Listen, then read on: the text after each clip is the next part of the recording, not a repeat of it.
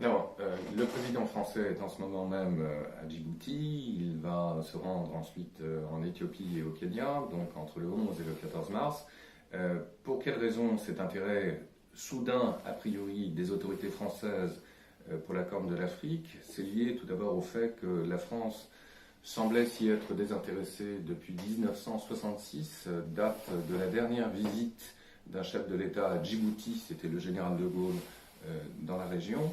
Et puis par ailleurs, il s'agirait très certainement pour l'Élysée de vouloir contrer la présence chinoise qui est massive. Il faut rappeler que la Chine, depuis ces 5 dernières années, a injecté près de 11 milliards d'euros dans des projets d'infrastructures, zones d'aéroports notamment, mais aussi dans le domaine de la high-tech, avec notamment un projet de Huawei Marine qui viserait à établir un réseau de câbles entre le port de Gwadar au Pakistan, le Kenya, Djibouti et avec pourquoi pas un relais en Égypte.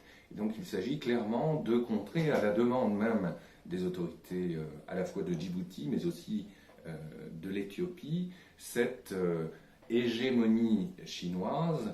Et donc il y a une volonté de diversifier clairement les partenaires.